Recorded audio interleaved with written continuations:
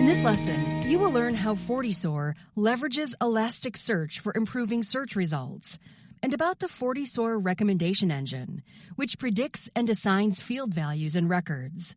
You will also learn how to provision and operate a war room, as well as how to upgrade the FortiSOAR firmware.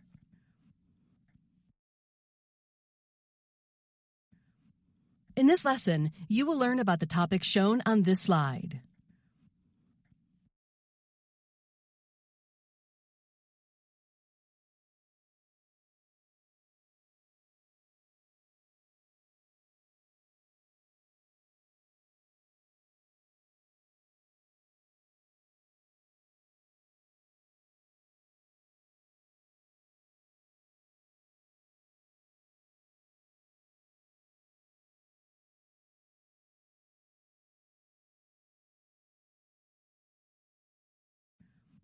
Elasticsearch allows you to store, search, and analyze huge volumes of data quickly and in near real time, and returns answers in milliseconds.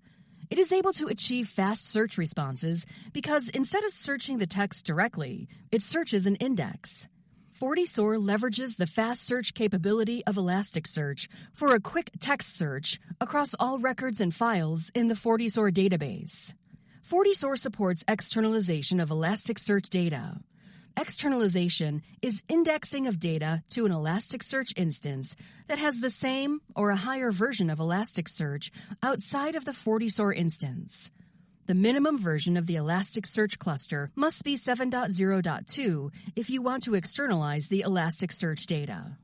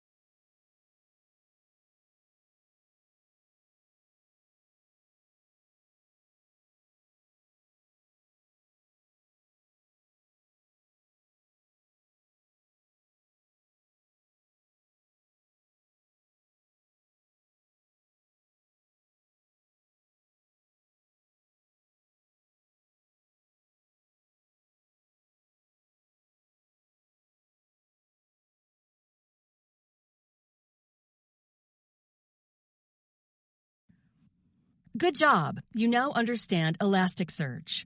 Now you will learn about the FortiSOAR recommendation engine.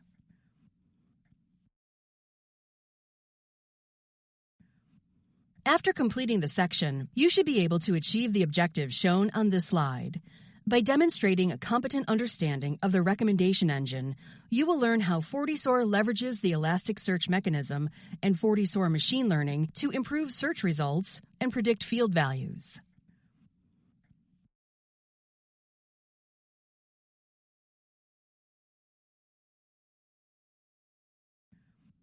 FortiSOAR is equipped with a recommendation engine that analyzes your existing record data using different algorithms to recommend similar records and predict and assign field values in records.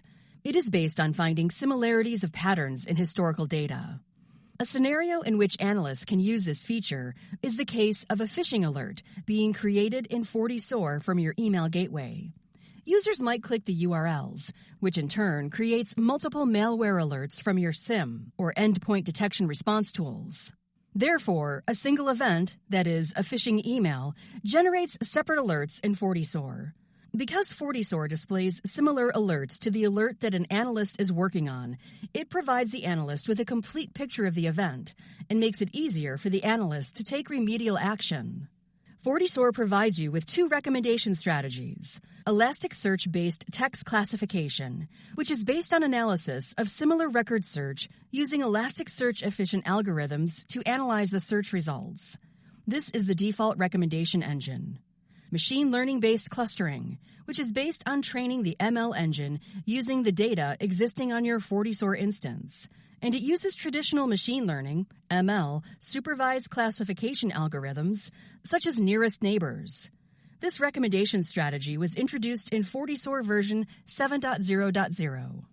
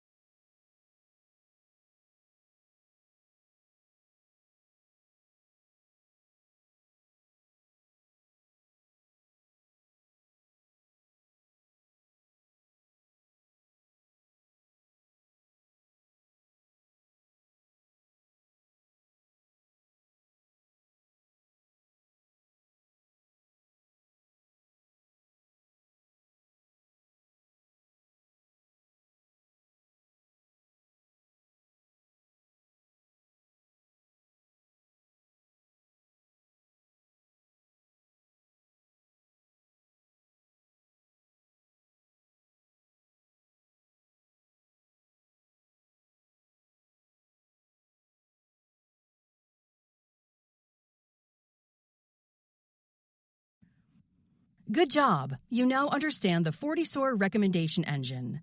Now you will learn about the war room.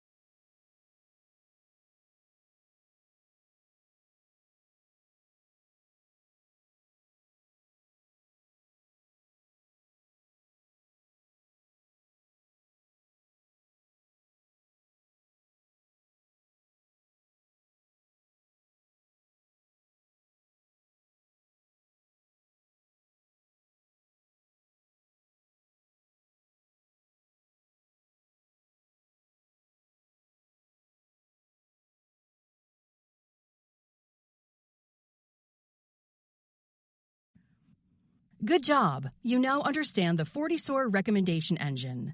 Now you will learn about the war room. After completing this section, you should be able to achieve the objective shown on this slide. By demonstrating a competent understanding of the war room, you will be able to set up and operate a war room to investigate an incident.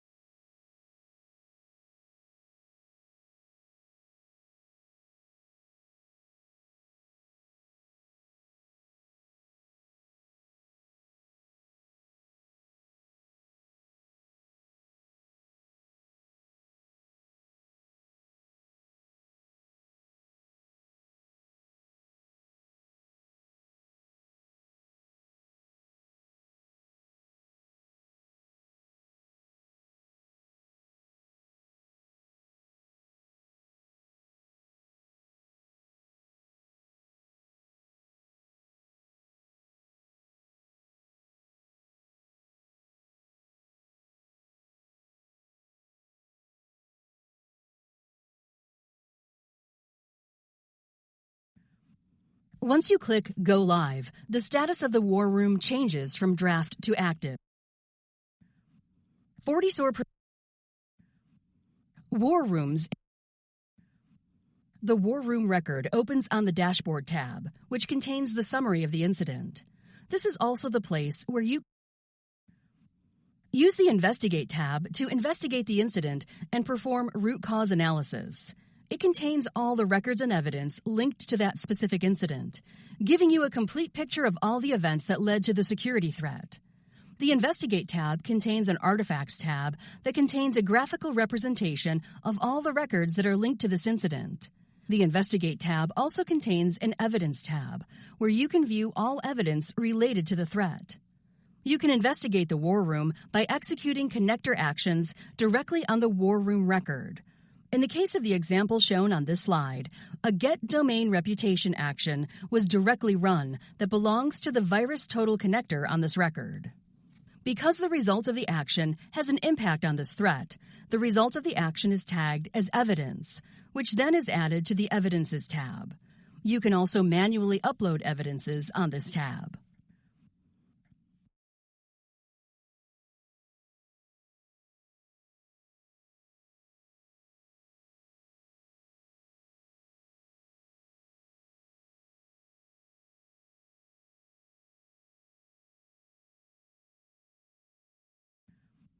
Good job! You now understand the war room. Now you will learn about the FortiSOAR upgrade process. After completing this section, you should be able to achieve the objective shown on this slide. By demonstrating competence in upgrading FortiSOAR, you will learn how to upgrade a FortiSOAR instance when it is in standalone mode and in an HA cluster.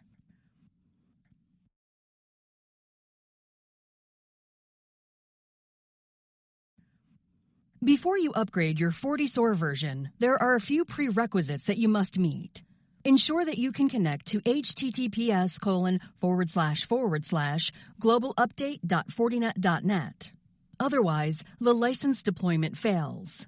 You can choose to upgrade your instance without connectivity to https://globalupdate.fortinet.net. However, your license will not be deployed. Connectivity to this FQDN is required for fetching the license entitlements and product functioning after the upgrade. It is recommended to clean up the unnecessary playbook execution run history for optimizing the overall upgrade time. If you do not clean up the historical logs for playbooks, it might lead to issues during the upgrade, such as playbooks not getting listed in the executed playbooks log, and so on. You must take a VM snapshot of your current system. Only after you have taken a VM snapshot of your system should you attempt to upgrade FortiSOAR. In case of an upgrade failure, these VM snapshots will allow you to revert to the latest working state. It is highly recommended that you take a backup of the FortiSOAR built-in connectors, SSH, IMAP, database, utilities, and so on configuration. The configuration of your FortiSOAR built-in connectors might be reset if there are changes to the configuration parameters across versions. Ensure that the SSH session does not time out by entering the screen mode. Ensure that update.cybersponse.com is reachable from your VM. If you are connecting using a proxy, then ensure that you set up proxy details by using the CSADM network list proxy command, and that update.cybersponse.com is allowed in your proxy.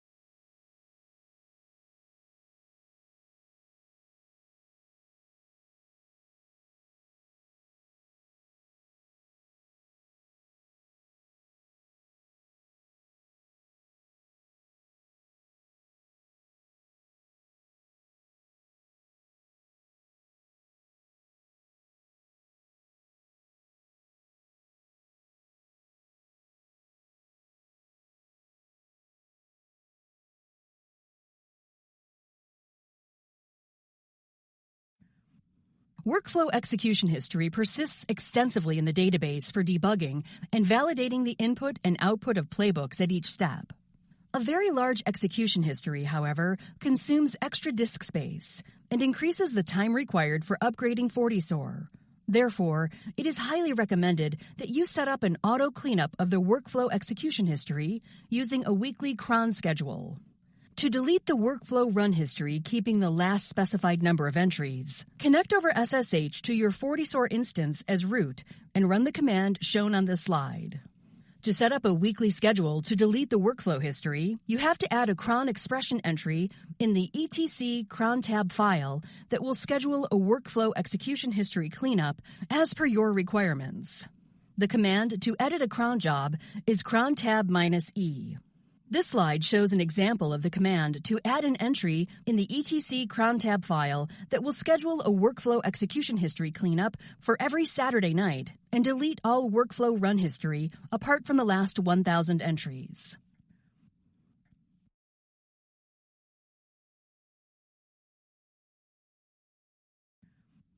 Congratulations! You have completed this lesson. Now you will review the objectives that you covered in this lesson.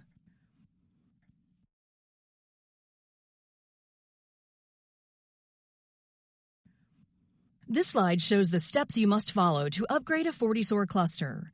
Note that the procedure to upgrade an active-passive and an active-active cluster are the same. For the purposes of a cluster upgrade procedure, assume the following. Node A is the active primary node. Node B is the passive secondary node. Both nodes are installed behind a reverse proxy or load balancer. Keep in mind that you must allow approximately 30 minutes of downtime for the upgrade. Before you can upgrade this example active-active HA cluster, first you must configure the reverse proxy or load balancer to pass requests only to Node A. This ensures that all requests to the FortiSOAR cluster are passed only to Node A, which frees up Node B for you to upgrade. Log in using SSH to Node B with a root user and use the csadm HA command, and then the leave cluster command. This makes Node B a standalone device. Upgrade Node B using the same procedure listed in the previous slides. After the Node B upgrade completes, you can upgrade Node A. It is important to note that the upgrade of Node A incurs downtime. After you upgrade both nodes, return to the node B SSH and run the joint cluster command to set up the cluster. Lastly, reconfigure the reverse proxy or load balancer to handle requests from both Node A and Node B.